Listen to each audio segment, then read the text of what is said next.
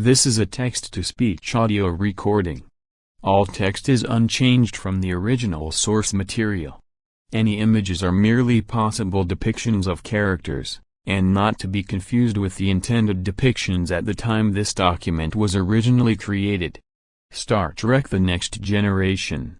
The first notes, as written by Gene Roddenberry in 1986. These are the voyages of the Starship Enterprise, her ongoing mission to explore strange new worlds, seek out new life, new civilizations, to boldly go where no man has gone before. The mission of the series: to portray life as it could be lived, as a daring adventure. To demonstrate that the way things are is not necessarily the way things should be. To shift the viewer's perceptions of what is possible in the universe. To inspire, to illuminate, and above all, to do it entertainingly. Captain William T. English. William T. English is a working name, used only for the rough draft of this document. The responsibility of an interstellar starship can only be placed on the shoulders of an extraordinary man. Such a man is Captain William T. English. Distinguished-looking, slightly gray at the temples, about 45 years of age, he is a more thoughtful starship captain than we have seen in the past. He is capable of action when appropriate, but he is also able to delegate a great deal of responsibility to his senior officers, so he can concentrate on the truly difficult part of the situation, maintaining the overview. Indeed, we will often see him delegating authority. This demonstrates that his officers are capable and competent, and it demonstrates that he is using all of the resources that he has at hand. Captain William T. English does not beam down to the planet unless it is absolutely necessary. This is his leadership style, to trust his people to know their jobs.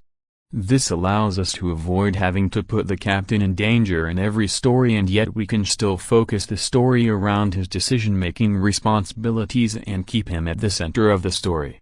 The real tension in our captain comes from the life and death decisions that he must make, not only for himself, but for every person aboard the ship. What you most need to know about the character of William T. English is that he is an intensely interested man. He is excited by the adventure of human intelligence challenged by the mysteries of the stars. At the Starfleet Academy, his affectionate nickname was Stargazer. Captain English is intensely committed to his mission, his crew and his ship, in that order. Perhaps this is his greatest weakness: he puts all of these things ahead of his own well-being.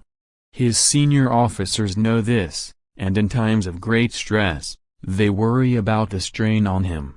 Indeed, we may even see Khan, our science officer, take the captain aside to remind him that his crew looks to him as the source of all well-being on the ship, and if he doesn't take care of his own well-being, he will have nothing to give away. But above all, our man must demonstrate humanity at its best. He is not perfect, but he strives for perfection. In that, he is able to inspire tremendous confidence and loyalty in his crew. He has the kind of wisdom that comes not only from age, but from profound experience. William T. English has an insight into his crew that sometimes seems almost telepathic in its directness. He can also occasionally demonstrate that he is an intensely private man, keeping his most personal emotions discreetly muted. He has few personal possessions that he is attached to.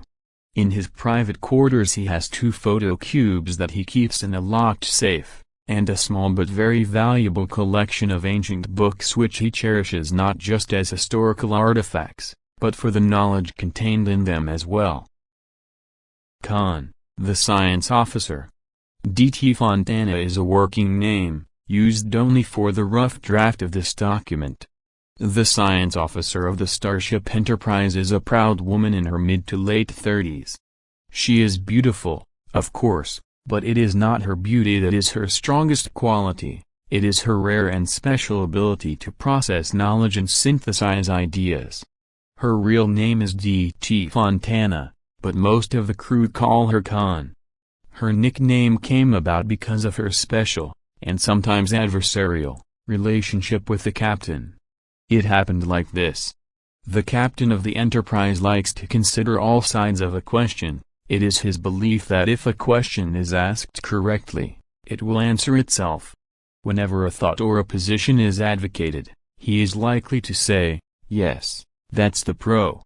Con?" and turn to his science officer for an opposite point of view. It did not take long for his science officer to pick up the word con as an affectionate nickname. But Con comes by her nickname honestly.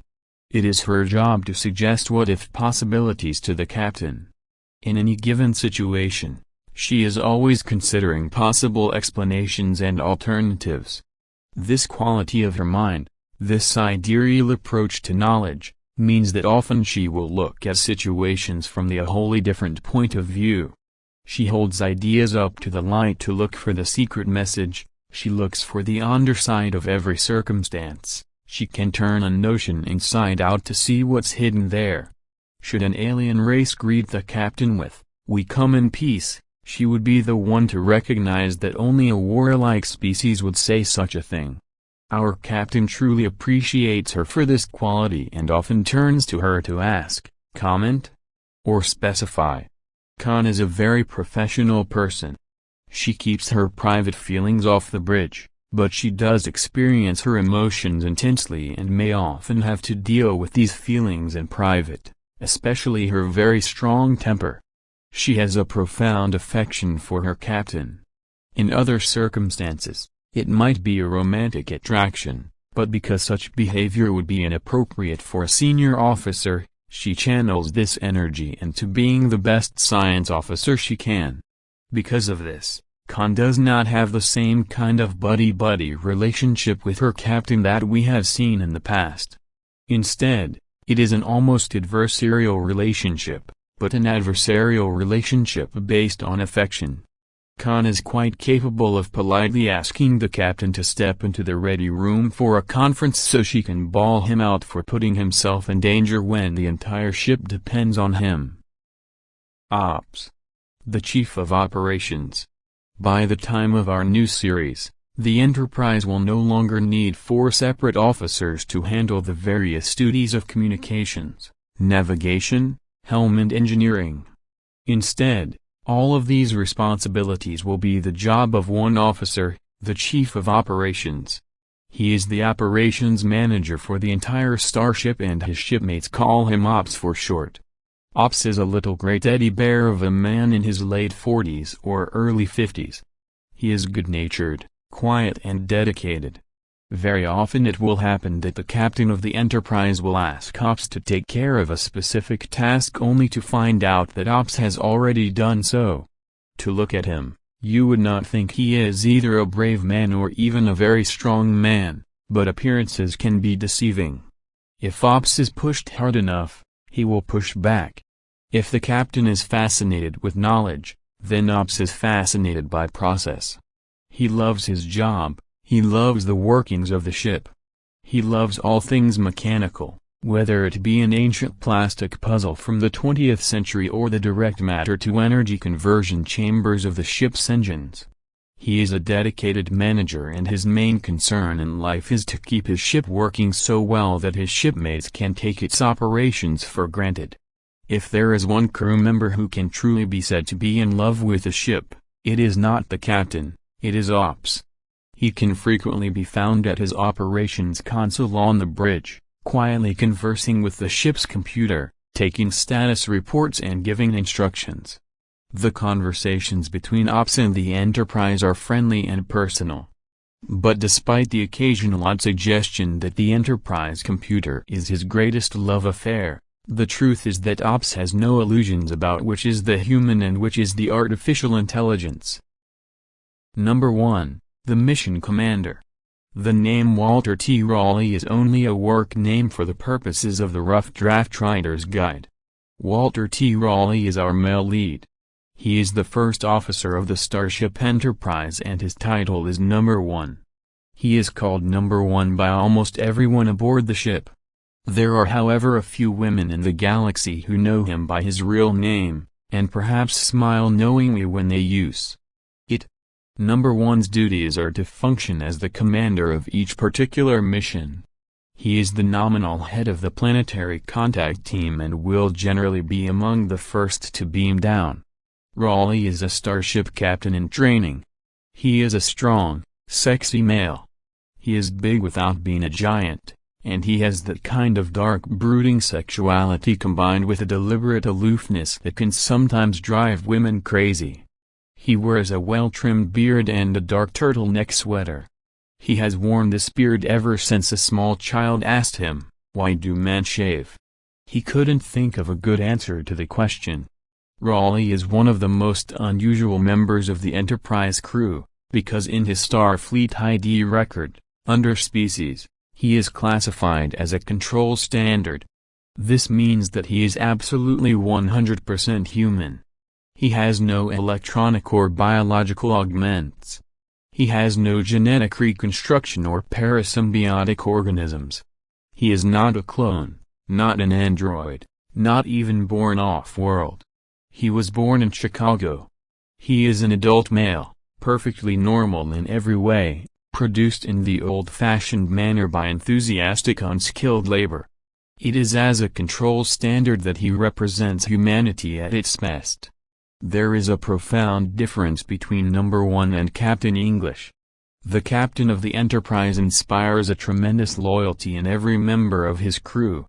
Number 1 does not yet have that same presence of character. This is not to suggest that he is not appreciated, quite the contrary, but he is much more likely to get into a head-to-head disagreement with the other senior officers aboard the ship because he does not yet have a captain's sense of perspective. Number 1 does have a profound sense of the mission of the Enterprise, and whenever he comes up against a difficult situation, it is his ability to remember the mission's ultimate goals that keeps him on purpose. Data, the mission specialist. The name Data is a working name only for rough draft purposes. Data is perhaps the most unusual being aboard the Enterprise. He is an android. He is Asian in appearance and may perhaps be hundreds of years old. Despite his being an android, he is fully functional as a sexual being, but the expression of his sexuality is as superior to ordinary human beings as poetry is to grunting. The backstory on Data is this: a colony of Asian humans discovered an ancient civilization.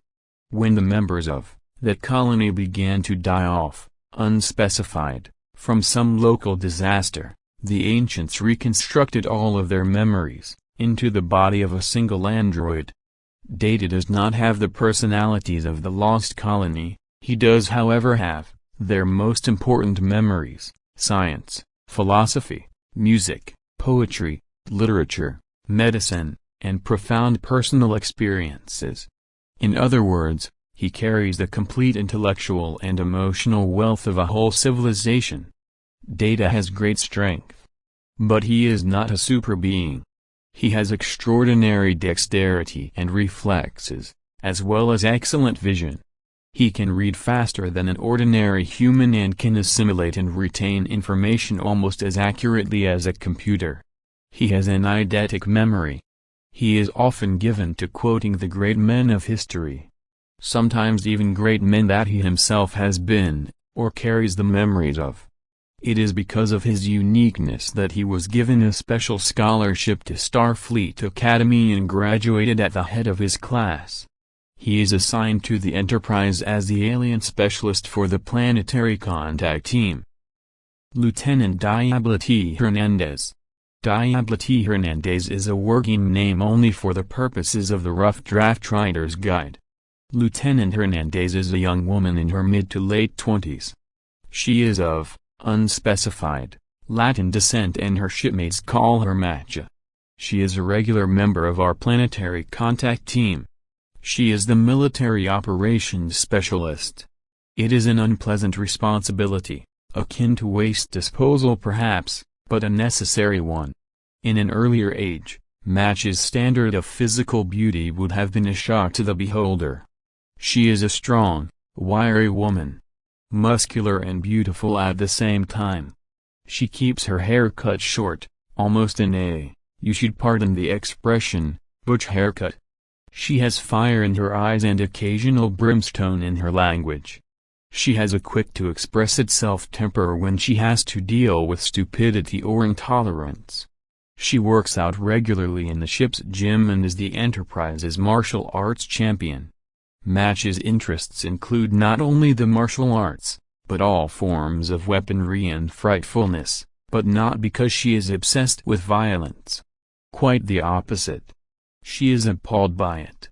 She is interested in violence the same way a pathologist is fascinated by disease. Should she be forced into a situation where she must kill to protect her shipmates, she will quickly and cleanly do so, but afterwards, she will find some private time to grieve for the life that she had to end, even if it is the life of an enemy or an alien. Make no mistake, Matthew has a profound respect for life in all its myriad forms.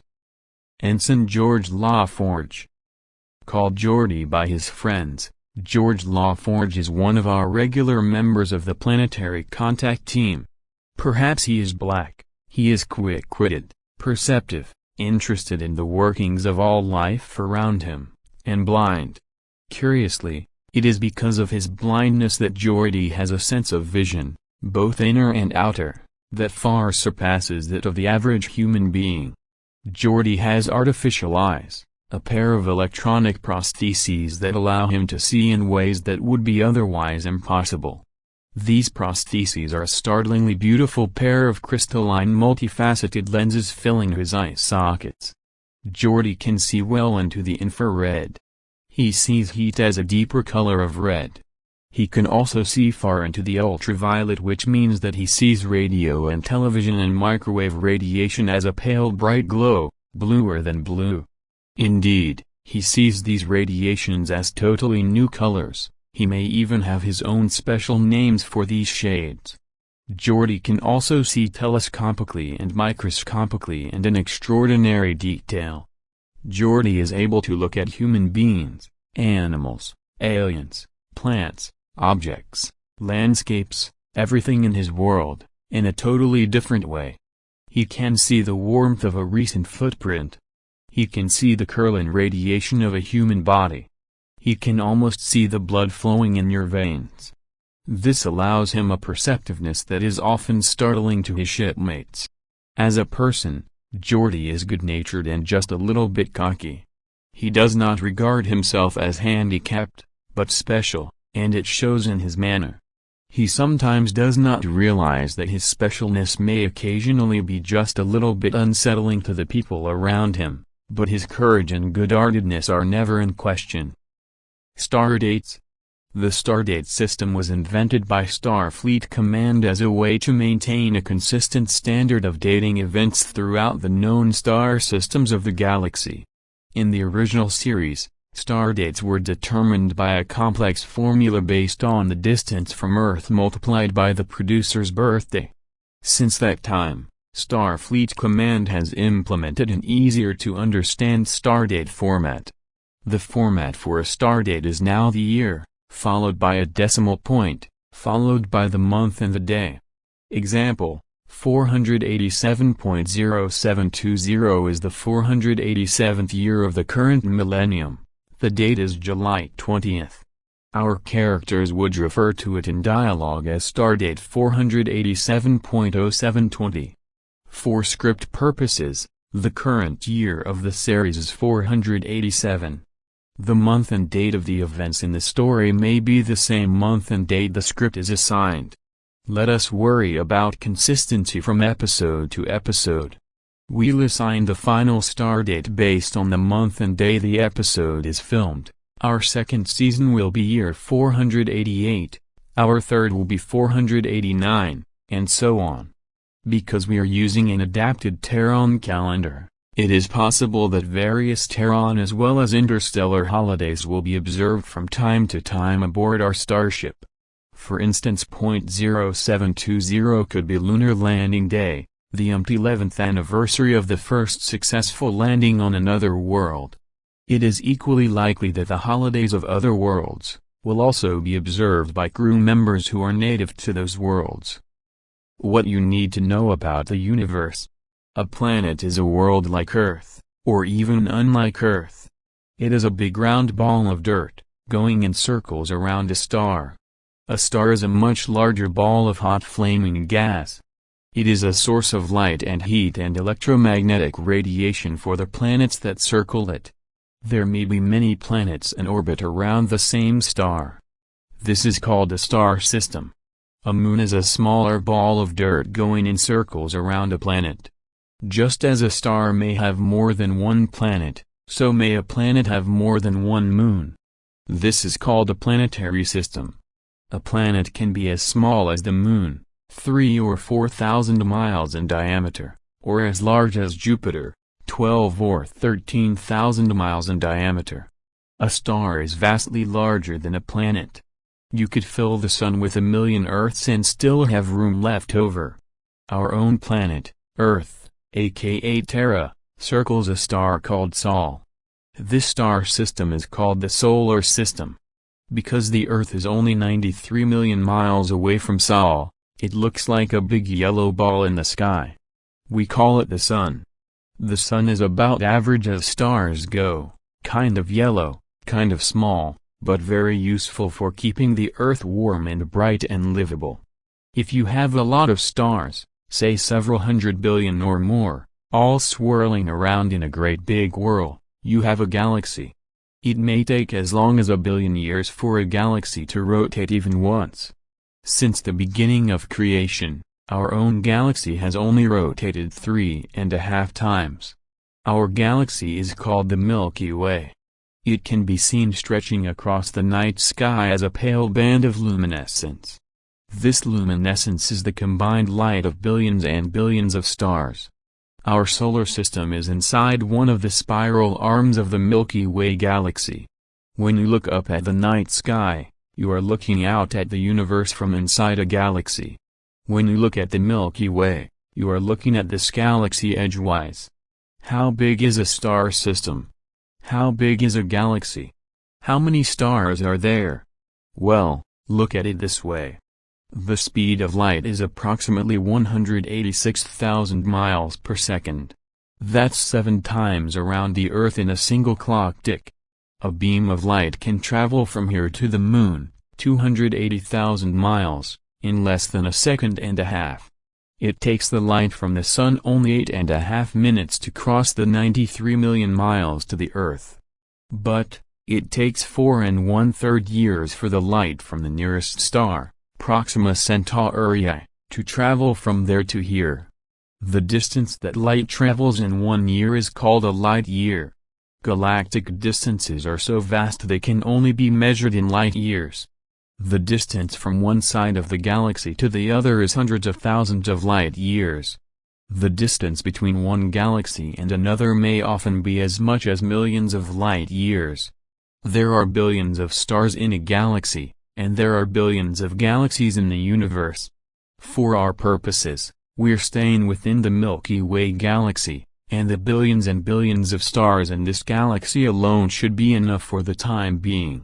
The fact is, not every star may have planets, but if even only 1 in 1,000,000 stars has planets and only 1 in 1,000,000 of those planets is capable of sustaining life, and if even only 1 in 1,000,000 of those planets has life on them and only 1 in 1,000,000 of those life-sustaining planets has intelligent life, then we will still have millions and millions of stories to tell, and certainly enough for a few good years of television.